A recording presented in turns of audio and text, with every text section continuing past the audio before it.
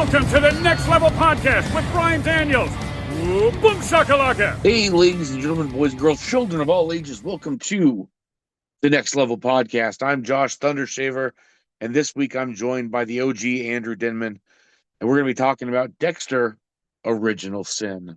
Yes, definitely family friendly. I was going to say, yeah, they're definitely this episode, of all of the episodes that have been done, this is the one that's for people of all ages, of course. Absolutely. Yeah. I don't know. That's just the intro that came out when I wung it, you know? Yeah. But yeah, no, I really think that, this Dexter series was a great little mini series. There's plenty enough to say about it, but let's start with the casting.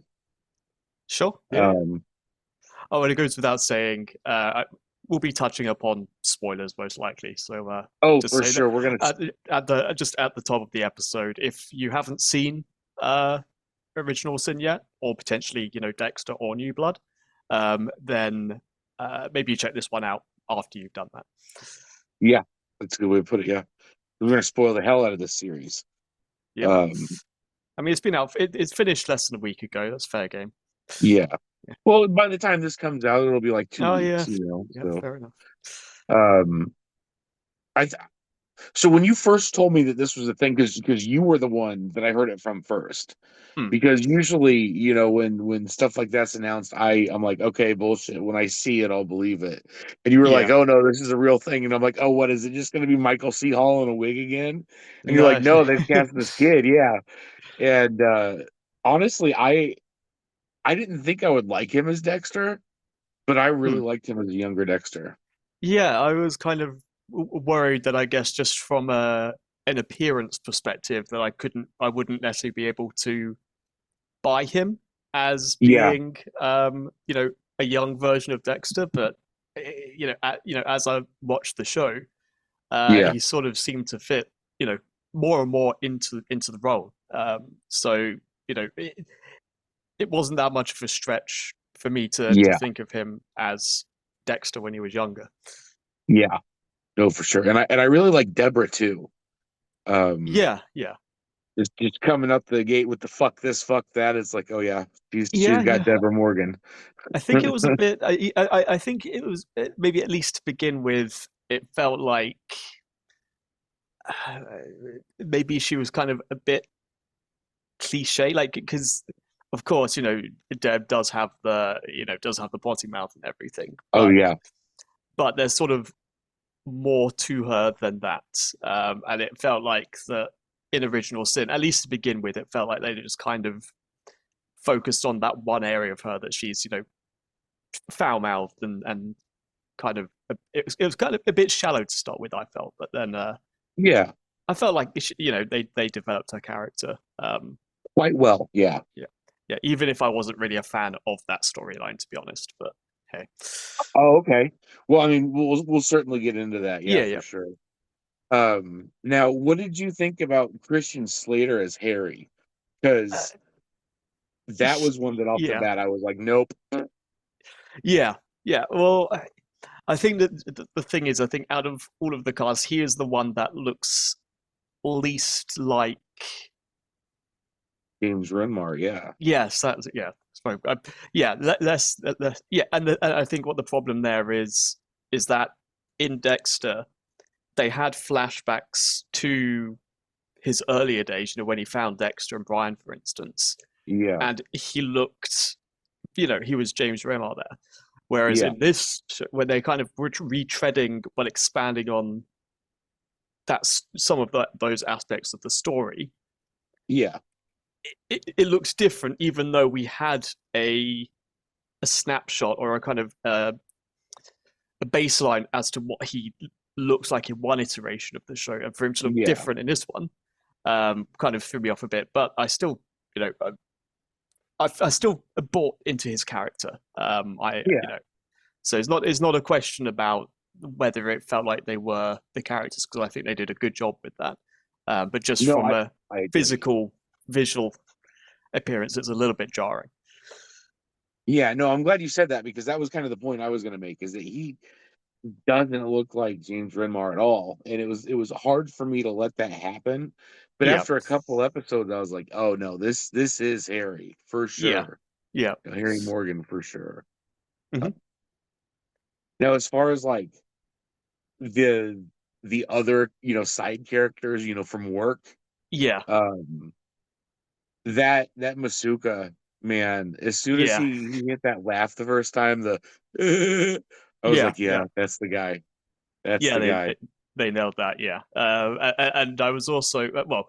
I know a lot of people were also impressed by Batista's younger version. Yes. I Um, I feel like he literally was. yeah, He's but got to then be it feels like related to the he actor. didn't. But then the thing is that it felt like he didn't age in the 15 years or so between original Sin Yeah, and the original series. yeah. But LaGuerta also, I think, was a standout, at least in terms of Yes. how she was portrayed. Again, kind of going a bit more into depth. That could be Yeah. maybe a bit later on.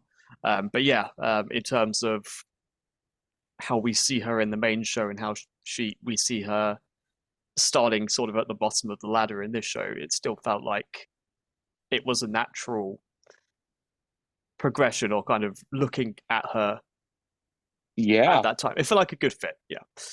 Oh yeah. And well, it took uh gosh, that was another one where it was a couple episodes into it when I realized who the actress was, because she looks so much like a younger LaGuerta that in my Yeah. mind that's all I saw. And then I was reading something and it's like Christina Milian. I'm like, no, I'm from the '90s. I know her. I know what she looks like. It was like, Yeah. oh yeah, no, that's who LaGuerta is. I was like, no way. Yeah. It is. She did such a good job of just transforming herself to look like a younger version of the character. So yeah,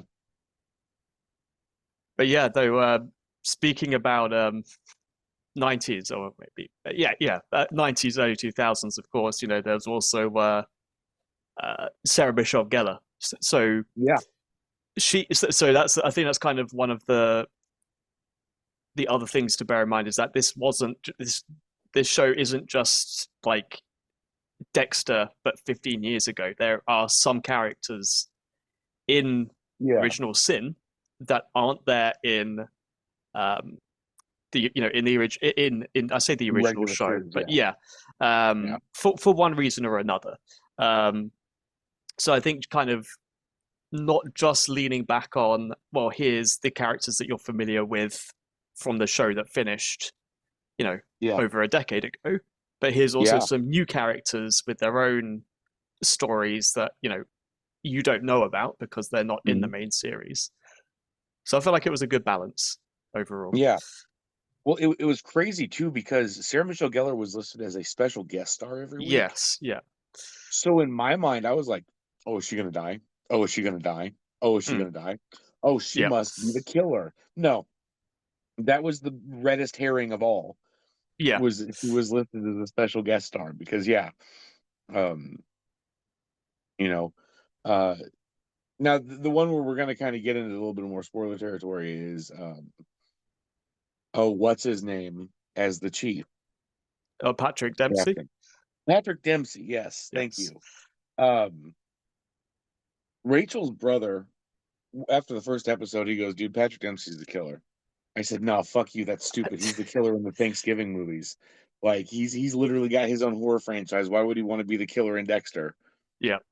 And then he was the fucking killer in Dexter. Well, who doesn't Um, want to be, right? It's sort of, I mean, yeah, yeah. that's I true. mean, It's better than when it was Mr. Krabs. yeah. Oh, yeah, yeah, yeah. Clancy Brown, yeah. Yeah, I kept waiting for him to go, "SpongeBob, me boy." Well, this is a complete, uh, complete non sequitur, I guess. But I'm Yeah. watching Elementary at the moment, which is the kind of the modern day Sherlock show that takes place in New York with Oh yes. what's his name? Basically, it's got Lucy Liu and it's got uh, Um, let me check. But basically, it's I the know same. his face is in my mind, but I can't think of his name either. Yeah. I know people might be yelling at us down here. Right. Johnny Lee Miller. Johnny Lee Miller.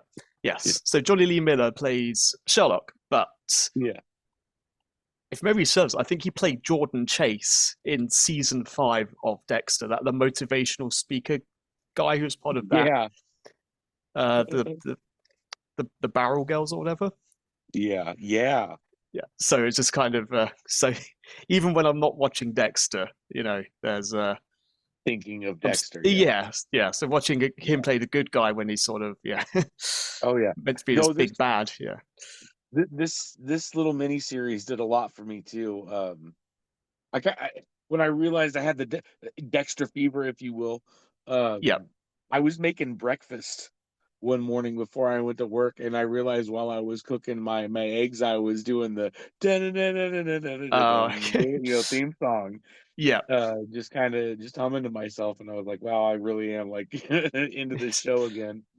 And then part of my new job, we've got this warehouse that just acts like a Faraday cage, so there's no cell phone signal. So I've been Okay. listening to more Audible for audiobooks because you download them, whatever. This isn't an ad for Audible at all, just Yeah.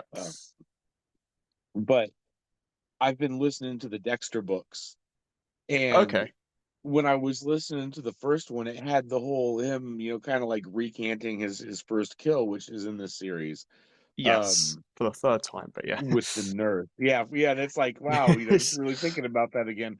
But it just kind of brought it up fresh. So it was really cool to see it happen, like all the way this time instead of just kind of being flashbacks. It was like that was yeah, rather than like being like a 5-minute cutaway, it was sort of the main focus, yeah.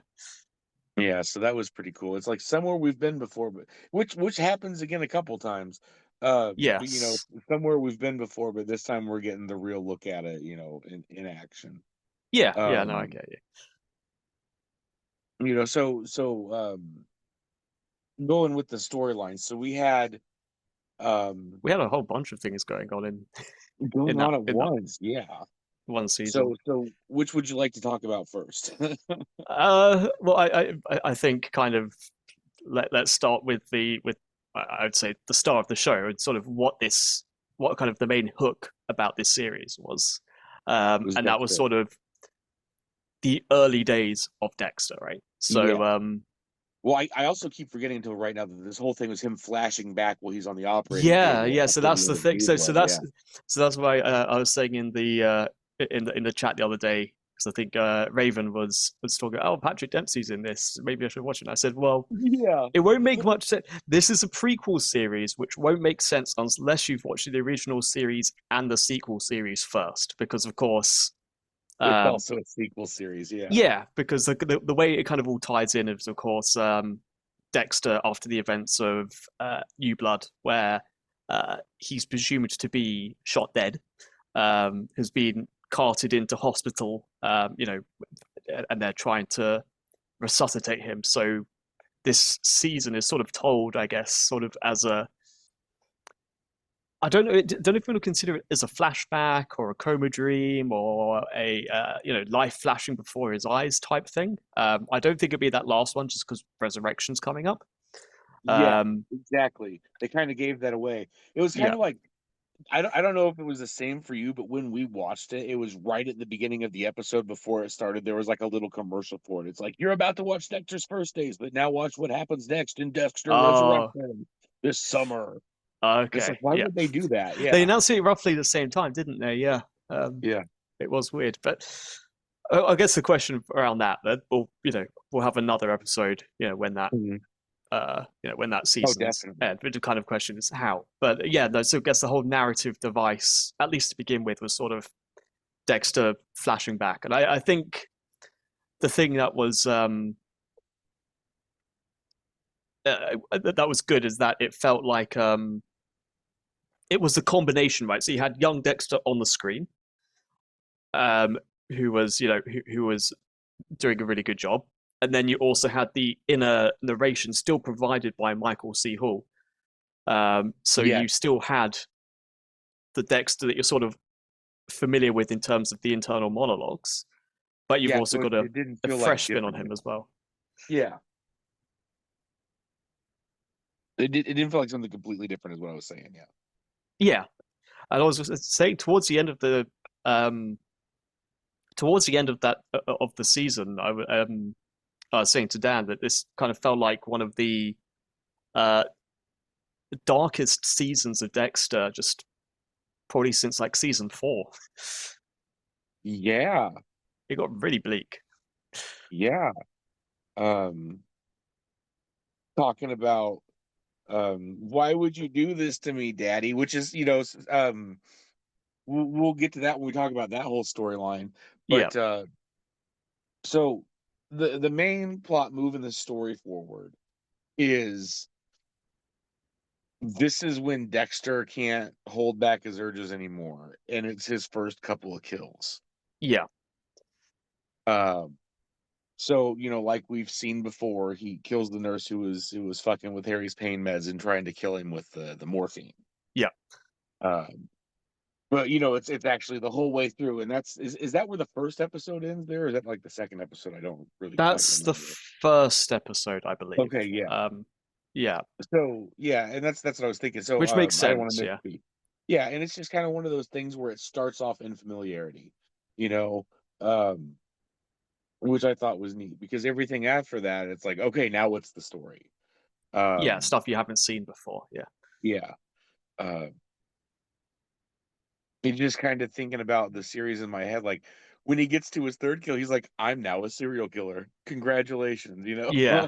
But That was just a it's very definitely Dexter moment. Yeah. Yeah, and I think kind of seeing it in a with the original show, with him being more measured and, I guess, for lack of a better term, sensible about it. Yeah. To then Yeah. watch these earlier ones where it's very messy. Then one of them Yeah. he just did in a. It was like in a theater or a stadium or an event hall or something like that. Just something Yeah. that was really public and really sort of over Something the that top. current Dexter definitely wouldn't do. Yeah.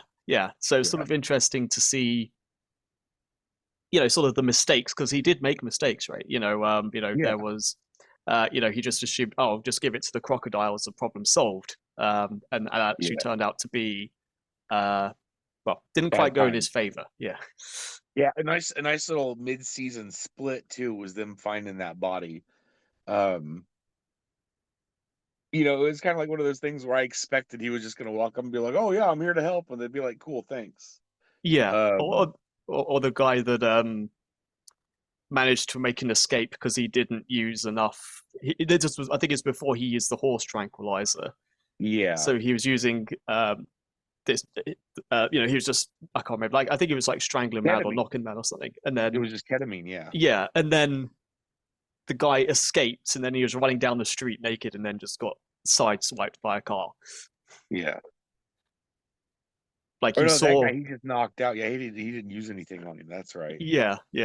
But it's just sort of seeing him make mistakes, Dexter style. Yeah.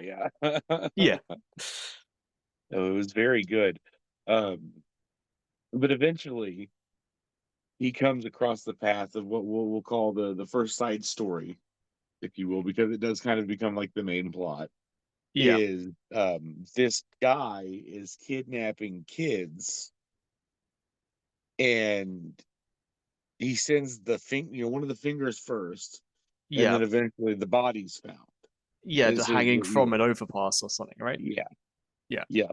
And it was the judge's son. It was the judge's son first. Thank you. Yeah. So they were targeting the officials. So it's really one of those things where, like, when you've seen the whole picture and the whole story, you absolutely see like how he was expecting to get away with it and move suspicion away from himself, because like there was going to be more murders after he killed the kid. Yeah. Which we'll get to his actual motives at the end of it, but it was just kind of crazy because it was one of those things where I was like, no, I can't be Patrick Dempsey. That would be stupid. Like he's already a killer in a franchise, but also like, he's the father of the kid that was everything, and then it's like, boom, boom, boom. It is Patrick Dempsey because he got the cut on his arm. Which, as soon as that next episode started, Rachel was like, look for that fucking cut. Yeah, I do have. There's one thing I don't like about that reveal, and it felt like it sort of battered. It felt like it was sort of stating the obvious. So you had that sort of thing where Dexter noticed the cut on his arm, and then he was kind of going, Yeah. and like at that time the audience was also going, but then next one is that the captain's in a supermarket, and they're scanning those Sunny Smiles ready meal things. Yeah, and they just like pans up to him. It's like, my son likes them. It's like, okay, yeah, we got it. You didn't have to kind of push beat us over the head with it. Yeah. That was for the weaker audience, that was to seal the deal for the people that were still like, oh, I don't know. Yeah. But yeah, no, I thought that was a little ridiculous too. But so eventually it's the police captain who's basically using this whole, I don't want to say fabricated, because he really is doing it.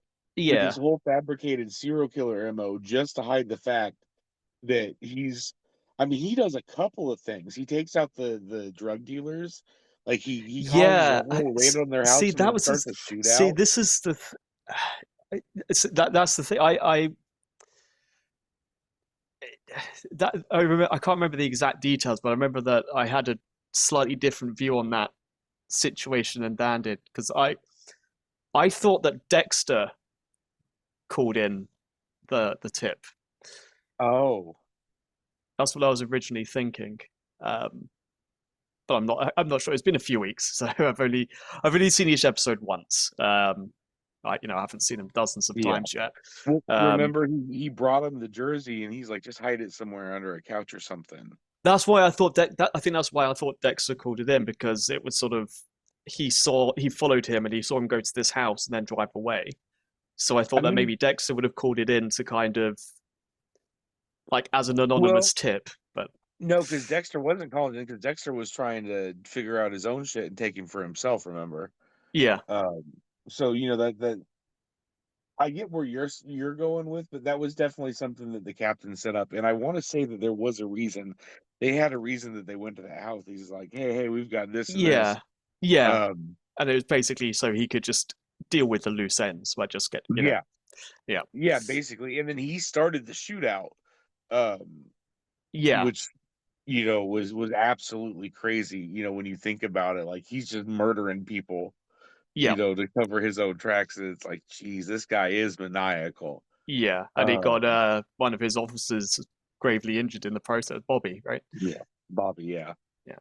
Who pulled through, luckily, but which is a whole nother subplot too. It's crazy how many of these little, like, hey, especially in a 10-episode miniseries. That was so I'm not going to call it miniseries.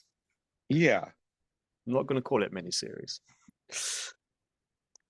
It was called a TV event here. Yeah, no, I get you, but I think you think there's going to be a sequel. Yeah, well, there's a joke reason for that, and then there's which I thought was hilarious. Go ahead. So joke reason is that it didn't have a terrible finale. So with every piece of Dexter media, I haven't read the comics, so I can't attest to them. But I've read the books. I've seen the original series. I've seen New Blood. I've seen Original Sin. The books, the original series, and New Blood. The general consensus is that they did not land the endings on any of them. But there have been decent season finales in Dexter, and this felt like a decent season finale. So that's why I think. Well, that's the joke reason why I think it's going to be more. I think the other reason is that there's still major characters in the Dexter universe that haven't been introduced yet. So I know a big one that people are mentioning, people like Captain Matthews. Yeah. So he hasn't made an appearance yet. Dokes. Surprise, motherfucker. Exactly. I'm waiting for that, and I think kind of as a segue into sort of, I guess the kind of the next major plot point of the season is I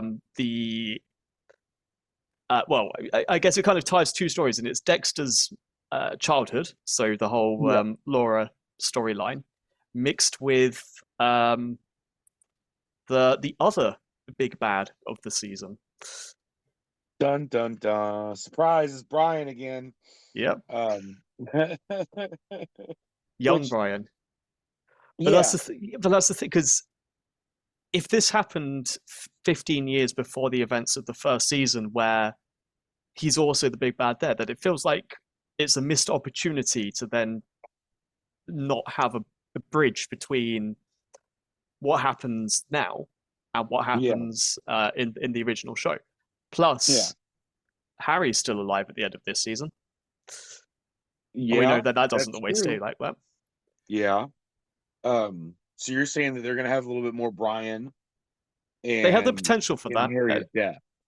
Yeah, I think those are sort of things that they have room to grow, as well as expanding the Miami Metro Mhm. roster, for lack of a better term. Okay. No, I Could agree. be wishful thinking. I'd fully It admit that. could be, yeah. Yeah. Maybe it was just a one-off, rookie year thing. But I don't know. I'm with you. I think it's one of those things that enough people responded well enough to it that they might give us more. Uh, Yeah. it was pretty cool, but at the same time, as just for like setting up an origin story, they did do that. They kind of did what they set out to do, so I can see it from both angles. Yeah. Uh, Now, with these flashbacks, though, as you were saying, I want Yeah. to get into those a little bit more. The Mexico Uh, flashbacks, as I call them. Yeah. yes. So it's all of these flashbacks of Dexter and Brian as little kids with their mom being Harry's informant and working her way up the drug ladder, Yeah. which was really cool to see that happen. Um, Yeah, because when you she's kind of painted in a kind of as a saint, I guess you could say, sort of in the first season of the original show. yeah, yeah, Whereas this, with this, it's sort of expanded more on on her, which kind of showed that I think it's fair to say she's a good mum, but yeah, she's made some questionable decisions in other aspects of her life, which then, of course, has an very impact fair. on her ability to be a mother. Yeah, very fair. Yeah. Um, I know it was crazy too because um, you knew it was coming, and when it happened, it was just like, oh fuck, man. Because But it was something that we kind of knew happened like over the span of maybe one or two episodes in the original show, and then for that then to be sort of expanded upon in greater detail yeah, in this just made it sort of what's coming before it happens. There's nothing you can do to yeah, stop it, but and you you just wanted kind of to, yeah, yeah, you just kind of watch it happen. And they did that, of course. They did the whole sort of um, the bait and switch, because there were several times throughout the season where Mhm. they would then have scenes where Harry and Laura would go to the shipping yard, Yeah, and of course that's where things go poorly, to put it lightly. yeah, for But the everybody fact that involved, they yeah. did that several times is every time it's like, are they going to do it now? Are they going to do Mhm. it this episode? This episode? But no, they it felt a little bit padded, but not so much so that it kind of ruined my experience or anything like that. Yeah. Um, Speaking of ruining your experience, not that we're done talking about the storylines and stuff. Yeah. Or no, I'll save that for a second. Um, because I wanted to point out Hmm. that this was the first time they actually showed the mom's dismembered body. Yes. Like, we got a good look at the head and everything. Yeah, yeah. Um, Whereas I think previously they sort of did shots which showed that something had gone down, but not focusing yeah. it. So I like to think that that's one of those things where it's oh shit, what's that trope called? The unreliable narrator, where it's Oh, okay. Dexter didn't want to think about it, Hmm. so we weren't seeing it.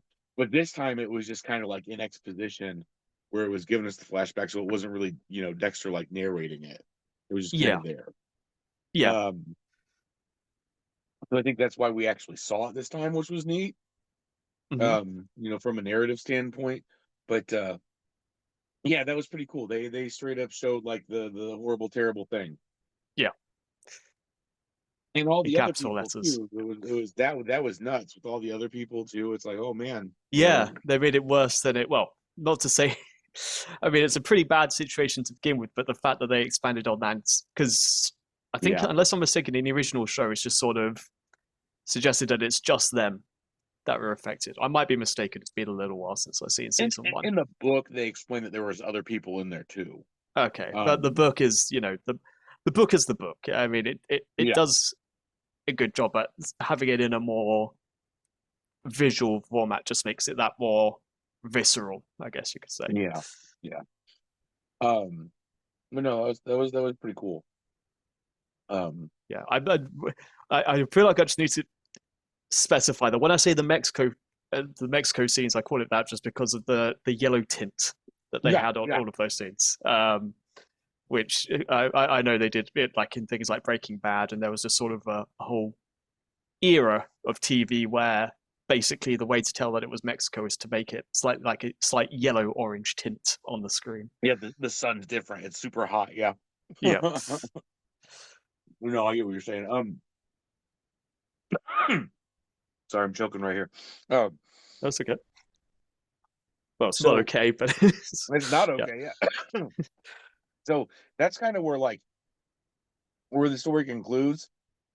Is it jumps off to where Brian is another, arcing story. Yes. So I guess where to start with it is LaGuerta thinks that she's got a serial killer. And everyone's telling her, no, you're not really, that these MOs don't pan out, whatever. Yeah. And that was after Dexter being kind of creepy, saying, "Oh, they like doing this sort of thing." It's like, yeah. Yeah. What? I don't know. It's kind of weird to have Brian in this capacity because once again, I'm going to refer to the book because I just recently went through and read the first book. Yeah. Listened to the first audiobook. They're just they're friends in the books, really, aren't they? Yeah, because Brian survives. LaGuerta dies and Brian survives, and that's the difference between the books and the show. Well, not the only difference, but one of the big main differences. That's like one of the main things, yeah. Yeah, the first book and the first season are identical up until the end. Yeah, generally speaking, yeah. Yeah. Yeah, exactly. There are, once again, some more differences, but still, it's one of those things where when Brian's kind of trying to get Dexter's attention,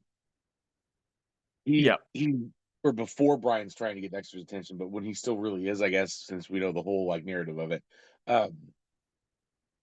he's like, this guy's just kind of learning things out for himself. He's figuring out what he likes and what he doesn't like. So you're telling me that I'm supposed to believe that Brian was just figuring shit out for 15 years? Yeah. I don't believe that. Well, there you go. There's another reason why there should be another season or so, just to kind of help provide a bit more context around that. Because, I guess, yeah. Because I mean, starting off from considering, so trying to remember, there was this kind of, he had a few different things, right? He had the strangulation, he had the suffocation with the double suffocation with the bag, where he started with one, put a hole in it so they could breathe again, and put another one over the top. Yeah. And then he just ends up with a chainsaw, kind of repeating the cycle of what happened with him. But no, I think I don't know. I felt I liked seeing Brian get expanded upon because, of course, the show. Yes. Up until this point, it's sort of been saying, how has this affected Dexter? And then in season one, you've got Brian, and you find out that he's his brother and that sort of thing. So I think it was a good opportunity to say, well, how did this same event affect the only other living person in that shipping container? Yeah. No, I agree. That, and that's another thing is that because it showed the reason why Dexter and Brian weren't both raised by Harry. Yeah, because Dexter was too young to kind of be affected violently by the trauma. Yeah. But Brian tried to strangulate baby Deborah. Which is fucking crazy that they showed that too. Yeah. And then no, he tried to suffocate her. That was it. Yeah, he tried to do the pillow over the face. With a big pillow. Yeah.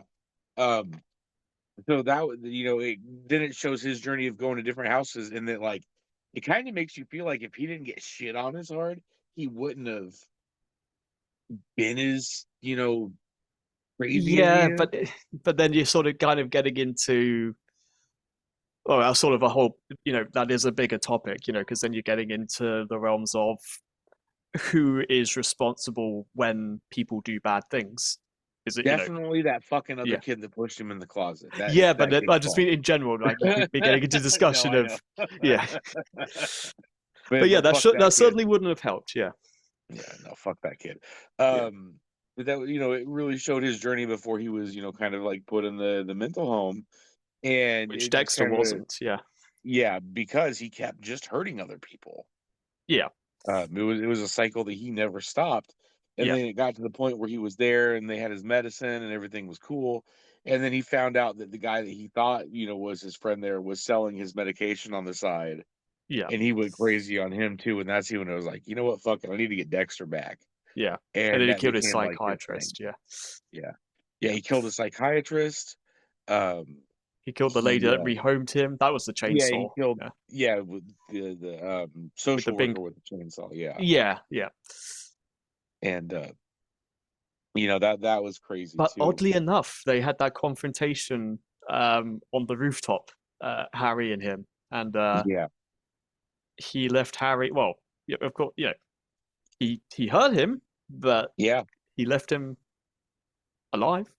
He knocked him out and handcuffed him to a pipe or something. But so I have my theories, but why do you think he did that?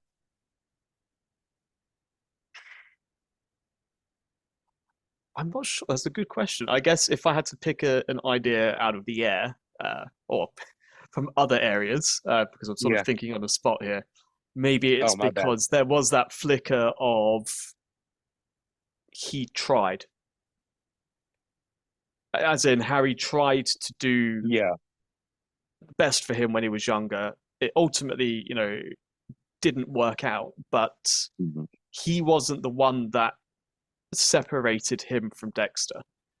It was the social worker that he spoke to that separated Dexter. Got that chainsaw.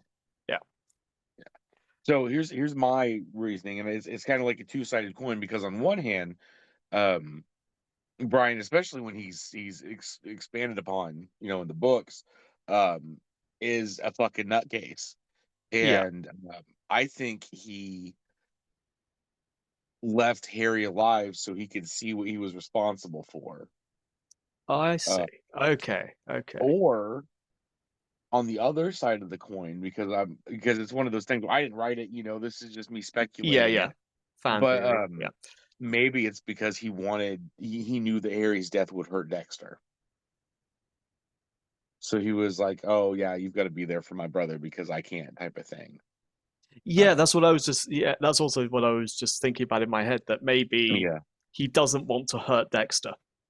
That goes back into the book, because in the books, apart from him kind of being, crazy in the first book, in later books, it's sort of he pops over to Rita's place and they're like, "Oh, hi, Uncle Brian." It's just like, oh, he's like that quirky family friend, who brings in takeaway. Or the one where they get captured by cannibals and he just fucking shows up at the machine gun and mows all the cannibals down and saves Dexter and the kids once again. It's like shit.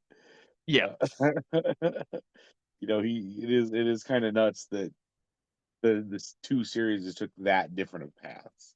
So it was nice to see more Brian again. But of course that ends with the series ending of everybody sitting around having a very like, everything's gonna work out, and then the camera pans over and Brian's watching from the window. Just like in season 8 when Dexter's staring into the restaurant at the what's his name, the brain surgeon. And he's like, "How did he notice me?" We'll try to not talk about season 8. I try not to. But there are some other different side stories too. Yep. Oh, something I want to talk about with like LaGuerta trying to track down Brian and coming on all these false things is because like Harry intervened, but I just want to call him out. They straight up stole that girl's car. Which one is this? They stole that teenage girl's car. They're like, hey, we're gonna have to take this in, Yeah. for like, Oh, yeah. Okay, I remember. Yeah. for no reason. They just stole that poor girl's car. Yeah. I mean, we don't talk about dangling threads in Dexter, otherwise we'd still be wondering about Masuka's daughter.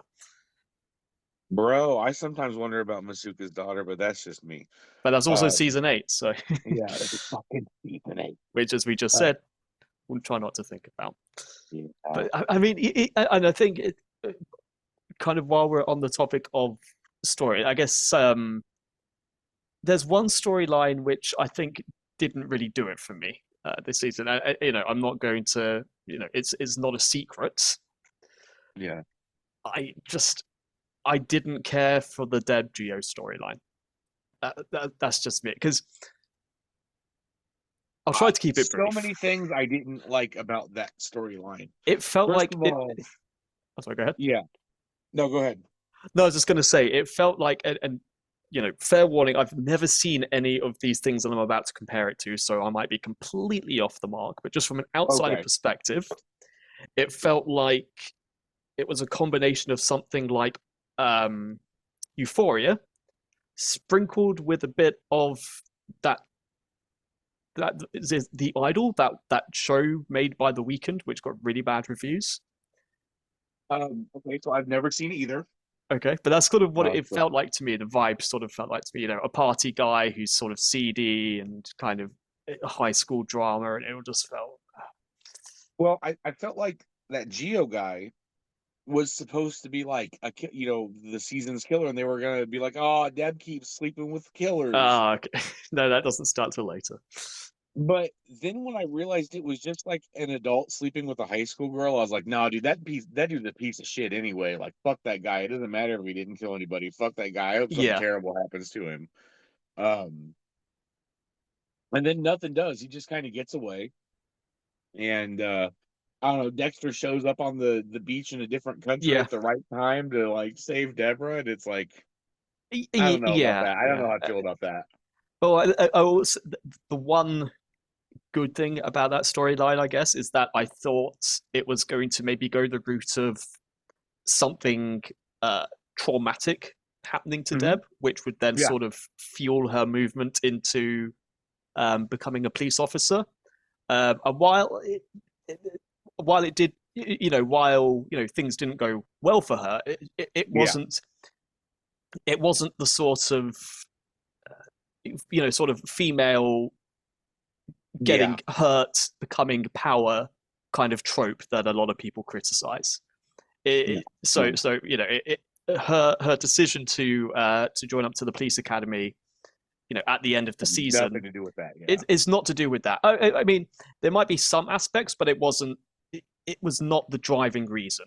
It was sort of realizing the importance of working together to help people and that sort of thing. Which so I'm glad they went that route rather than girl gets damaged, so she wants to become someone who can damage. They didn't take that approach, which is decent.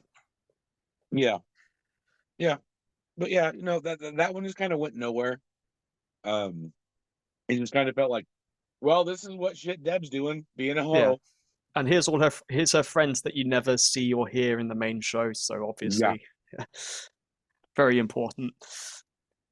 This girl that Dexter's dating, Yeah, and then there was that weird cheating thing where there was the condom wrapper in his truck because he was at the tip. That I just that felt that again. That felt sort of like a sort of young adult type drama. I don't know. It's like one of those things where that whole story arc was unnecessary, but at the same time, it just kind of like went to go along with like how social clueless Dexter is. Like he just does not understand people. Yeah, But at least it did end up with Deb saying something along the lines of, "Well, don't worry, I'm not going to go with older men in the future," or something. Yeah. Because one of the trends, of course, is that in the main series that she does tend to have a thing for older men. Lundy, yeah. Yes, yeah. Deb does Deb shit. Yeah, yeah. So there is another aspect which is kind of I could never really get.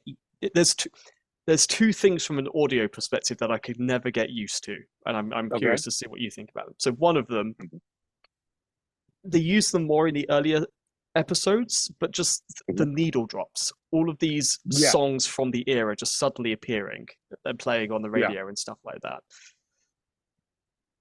For me, it felt a bit it felt jarring. Because while there's some licensed music in Dexter, it's not like a lot. I get what you're saying. I don't know, because like it never felt like one of those shows that needed to have popular music in it. But at the same time, it does kind of help, like, hey, you're watching the show set in the 90s, don't forget it. Yeah, but at the same time, I don't know. No, I'm just playing, like, I agree with you. I wasn't a huge fan of it because it's a very non-Dexter thing to happen. Yeah. I mean, yeah, like you said, it did happen, earlier bits of the show, but it's just one of those things that I don't know. I never think about the needle drops when it comes to Dexter. It's like I was saying, I was making my breakfast and I was thinking like the opening, music, just the general musical tones and themes that go throughout the show. That's what I think of when I think of Dexter music, not a needle drop. So I agree with you. It was just kind of like, I don't know, a little out of place, but at the same time, I understand why they went with the choice because, hey, you are watching a show set in the 90s in Miami. Don't forget it. Yeah. But I don't know. But it was nice to hear, to kind of balance it out. It was definitely nice to hear stings and themes from the original run of the show as well, because with New Blood, while it's more Dexter, if memory serves, there's not really any instances of music that I can remember where you hear the song and you go, oh, it's that music that plays when Dexter's eating at a Cuban restaurant or something like that. So having that sort of hearing that sort of music and slightly reimagined was sort of a nice throwback. Yeah. Speaking of Dexter eating, you might know what my again. that dude eats so much. He does, yeah. But the thing that I could never, there's one unforgivable thing, and we made fun of it every time it happened. Oh no, what? The chomp. Oh yeah. When we first saw it, we heard it. Thought, is this a joke? Is this a placeholder? And then we watched. So it's like, is this going to be in the net? Maybe it's just a first episode thing. But no. Each and every episode, at the exact same point, it's got a cartoony chomp sound in the opening intro. I don't think I noticed that. Okay. I feel like I should. I'm in two minds whether I should point it out to you, because I feel it's one of those things where if I do that, then you will never be able to not notice it. Hold on. I've got it. If it's there, I've got to notice it. And just so explain to me. Like keep talking about it while I pull it. Yeah. So it's it's during the I guess just to help fill the space a bit. So the opening theme, it was interesting to sort of see a reimagining of the original Dexter theme, but from a different. So, for instance, in the original series, the mosquito lands on him, he swats it, kills it, problem solved. Whereas in this one, he misses. He tries to swat for it, but he misses. And so the things that were part and parcel of Dexter's morning routine in the original series has been sort of replaced by the morning events of the characters in the current series. So it'll be like Deb putting a hair clip on her arm, or Harry cutting himself shaving rather than Dexter. Yes, because they were all living together. Yeah. But then there's a part there's a part where it's showing the part where he's making and then eating the breakfast. And then there's a part, it's going to sound really bad, but there's a part where he goes like, ow! And it's like that cartoony sound effect. And it's just there every time. Like if you're watching, it's like the sound effect you'd hear if you're watching a cartoon, like Looney Tunes or something. Yeah. And someone takes a big bite of something. I was trying to pull up my Paramount Plus is going so slow. Oh. Okay. So geez. It's gonna like pull up the first episode or something. Maybe if it stops fighting me. The second episode since the first one started a certain. Yeah, no, just so it's just like the guy who did the Foley artist for the day just overdid it. Yeah. Is what you're saying. And so they just thought let's put in a cartoon sound effect in this otherwise serious, mature show. Well, maybe not serious, but mature show. Yeah. I mean, there's some pretty decent humor to it. It's dry humor. Yeah. But it's one of those things when I was going back through and listening to the books and watching the show again, I was thinking like there's a friend of mine who I know he doesn't, watch Dexter or anything, but I'm like, oh yeah, I should suggest that sometime. It reminds me a lot of the character, and I'm like, oh shit, is my friend a serial killer? Oh, something else I wasn't thinking about. Dexter had the long hair at the very beginning, so like when they did the high school flashbacks with Michael C. Hall in the wig, he did have that ridiculous hair because it does not fit him. Yeah.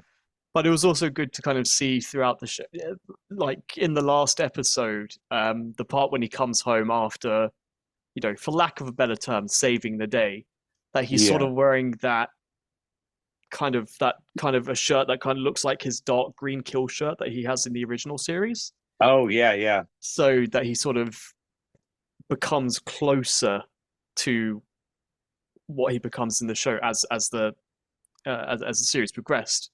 And it was just interesting to see things like, the fact that we saw him, how he found out about using a horse tranquilizer as a sedative and that sort of thing. Yeah, and which is real neat to see too. And then when he noticed I can't remember the exact specifics, but there was something towards the back end of the series where he realized an interest in the blood being captured in glass. So it's sort of, okay, well, then that kind of leads him on his path to doing the whole trophy thing, which, of course, he also kind of messed it up at the beginning with the earrings, right? Yeah, which, it's not going to be perfect because it is the story of the beginning. So, it's being frustrated at him, but not being frustrated at it's just weird to say because that'd be like a whole other discussion. Do you root for Dexter as a person? But seeing him, that is a whole nother episode. Yeah, but kind of seeing him make these mistakes that older him would not make. It's frustrating to see it happen, but it's not bad storytelling. It's not bad writing. It's being frustrated, but for good reasons. For right reasons, yeah. Yeah. Yeah, no, for sure. So then, now that we're kind of there, let's tackle this Deb storyline. That you did not like. Yeah. I guess we kind of really did, but it went further than her and the boyfriend, because then like she ends up punching the other girl in the face over everything, and she thinks she loses her scholarship and starts thinking about what she's going to do with the rest of her life. Yeah, and it's just kind of being around after Bobby gets shot. Which is funny that LaGuerta is one of the people that inspires her, because they fucking hate each other. Yeah. And ultimately, even bigger spoilers on the main series, Deborah ends up killing her. Yes. You know that she inspired her, as well as Sarah Michelle Gellar's character, which who's also is said, "Oh, another. I used to be into basketball. I think it was when I was in high Yeah, school, but now I'm doing this." So it's like, oh yeah, well, Deb's doing volleyball. So there's a yeah. there's a sort of You know, a comparison with that right there. relatable comparison. Yeah. Yeah. So that was cool, but it really kind of shows like, oh, you think this is where Deborah's going? Nope, nope, nope. Guess what? This is why. It's because she had the female role models, to look at, because really, like, she lost her mom at a young age. So really, Yeah. she's just grabbing on for the first, female role model she can get, which ends up being her lifelong nemesis, if you will, and Yeah. someone who doesn't stick around for whatever reason. Yeah. Which we still don't know.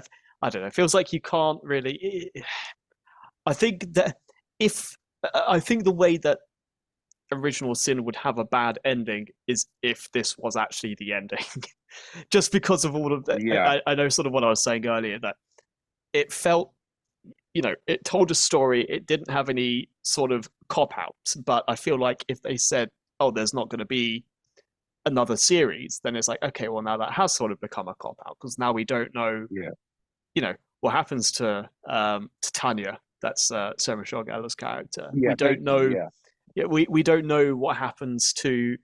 We don't know who the new captain's going to be. We don't know if this is going to be where Captain Matthews comes into the picture. We don't know. I mean, one would believe so, yeah.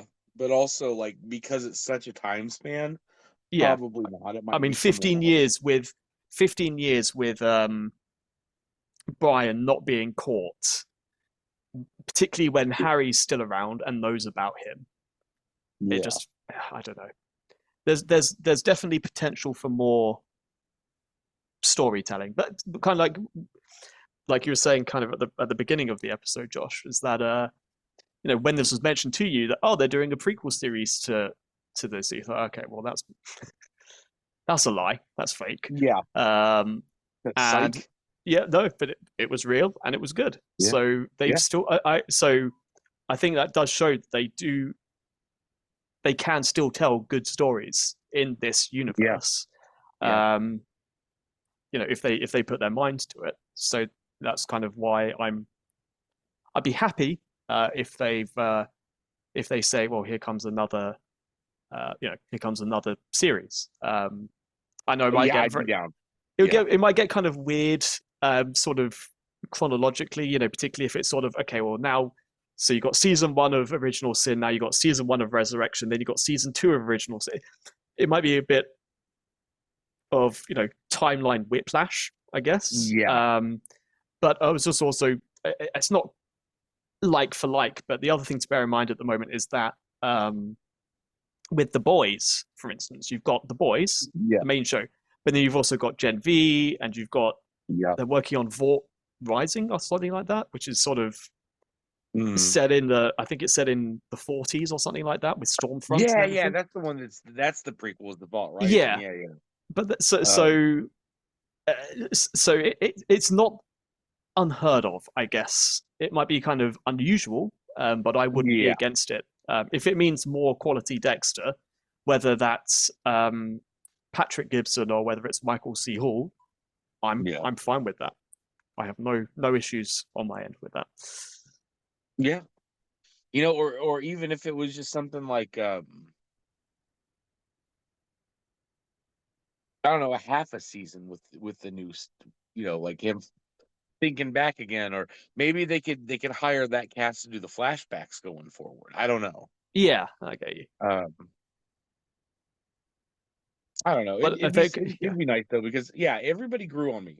Everybody that I didn't like immediately grew on me, and I ended up really loving this cast. Yeah, and that's the thing. For the first time in quite some time, I think I can say that it feels like Dexter's got potential again. Yes. And I'm glad I can say that. Yeah, because usually when they go back and they do prequel series like that, like, it's just kind of weird and awkward. And people point out time discrepancies and stuff. Like, I've never watched Young Sheldon, but it felt like the whole time that show was on, every time I would open up, my web browser, it would be like, oh, 10 things that they got wrong this week on Young Sheldon, and it's like, Oh, what okay, cool. anachronisms and all that. Yeah. Yeah. Well, So how I about? feel like Dexter was already able to do it without fucking up too much. Oh well, I don't know if you heard that. With the events of New Blood, I think the Yeah. showrunner said, "Well, all of the events in New Blood took place over 2 weeks, start to Okay. finish, everything," which is ridiculous. Okay. That doesn't feel right, though. That's I tried to dig it out, I guess, but I think there was a quote where they basically said, "Oh yeah, basically from the events of the first episode to the events of the last episode, 14 days." Which, yeah, is ridiculous when you think about it. That is ridiculous. A lot of shit happens. Yeah. But if that's what the limit they're gonna put on it, I suppose. I feel like a lot of it was people waking up and going to sleep. So Yeah.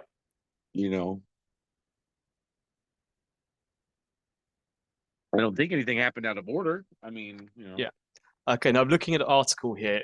Granted, Yeah. this is from Screen Rant, so I'm not going to attest to, how reputable Right. it is. Let me just.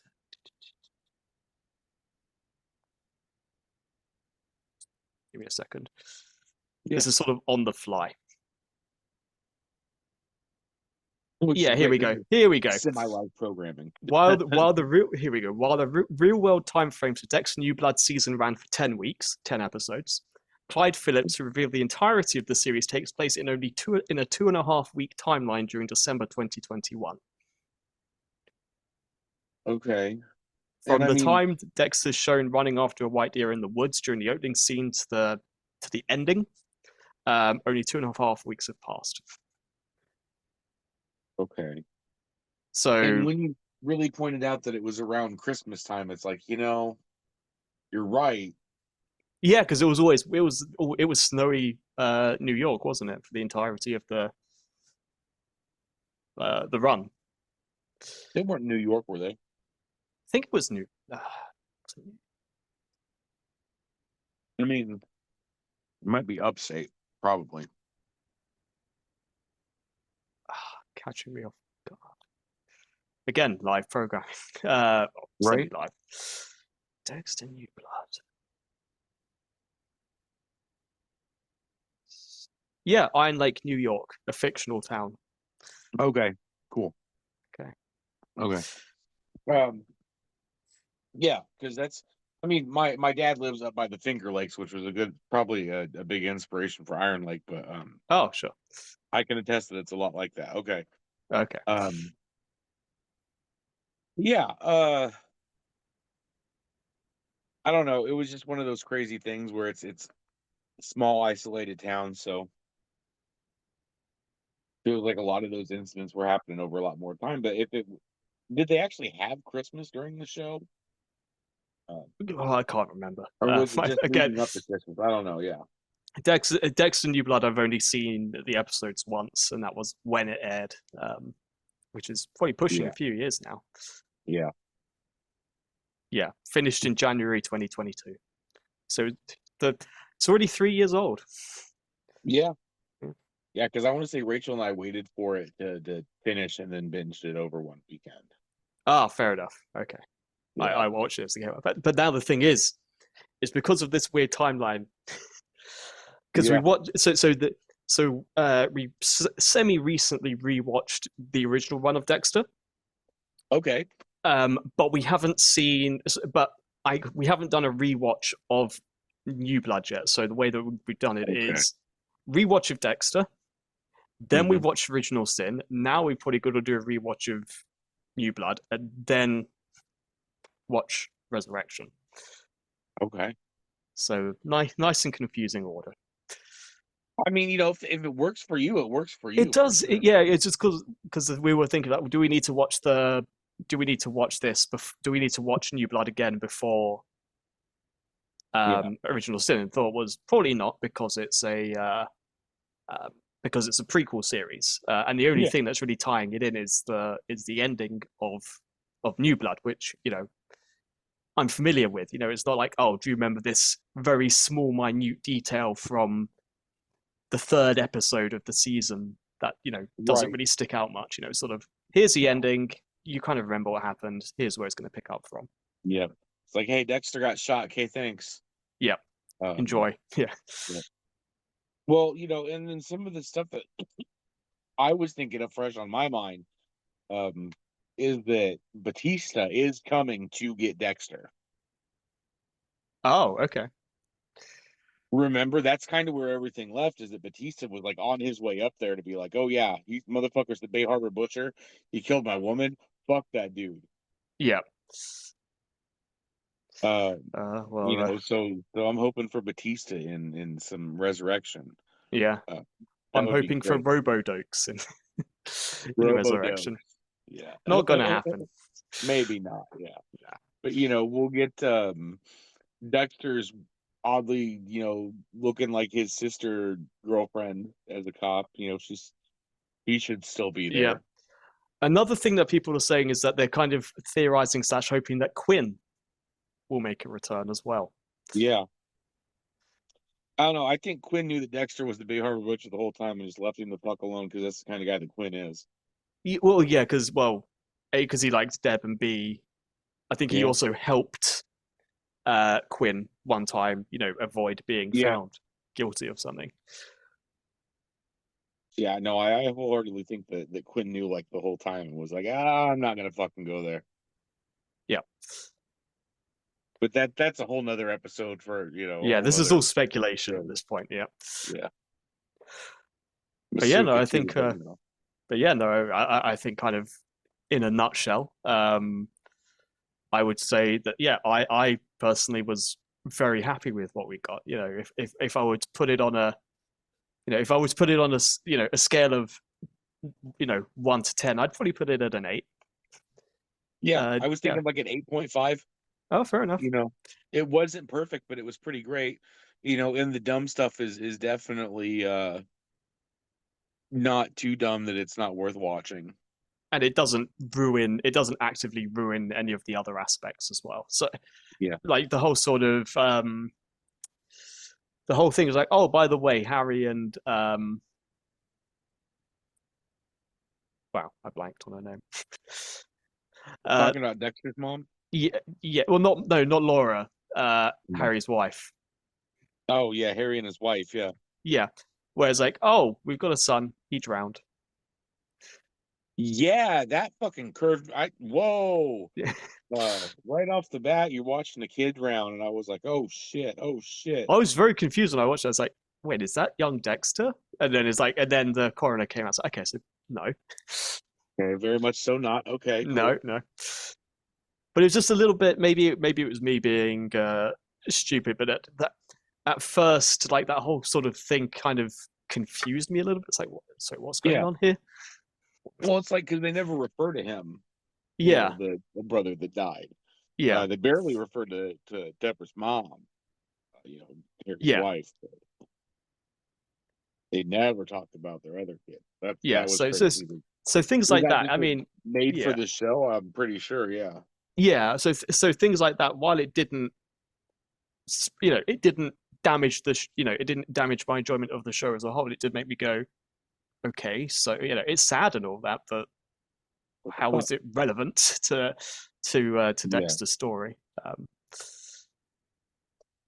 Well, that Harry was, had given a second shot at being a dad. Yeah. Yeah, no, I get you. Yeah.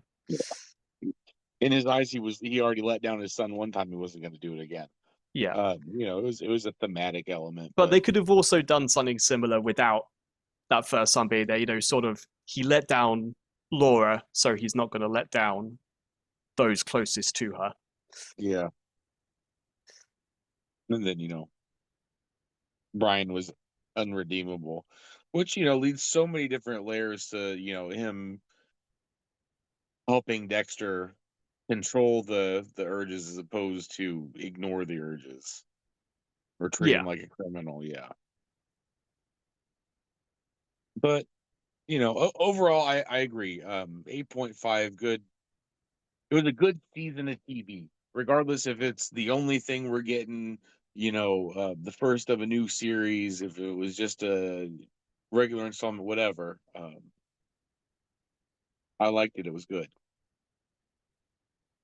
It was well casted. Even though the narrative went in like 50 different places, I felt like it was very well. It flowed very well, so it made sense that it was going in 50 different ways. It was just a good season of TV. Yeah, I'm satisfied with it. Me too. So on that note, that'll be this week's. Oh, go ahead. No, I was going to say it's sort of like it was a good meal. If we can get desserts as well, then great. But if not, I'd like that analogy. It was a good meal. Pat in my belly at the end of it. Yeah, exactly. But yeah, that'll be this week's episode of The Next Level. And don't forget, if you're listening to us on Spotify, we're on YouTube. If you're listening to us on YouTube, we're on Good Pods. We're all over the different place. We got us. We got our sister podcast, a bunch of marks. So watch that. Check out our YouTube. We've got all sorts of silly shit on our YouTube. We've got a TikTok. So check out our social medias. We're out there. We've got stuff for you. All sorts of different things for different people. So Andrew, I will see you later. And And this is it. We will catch you next time. Thanks for listening. Thanks, everyone. Bye.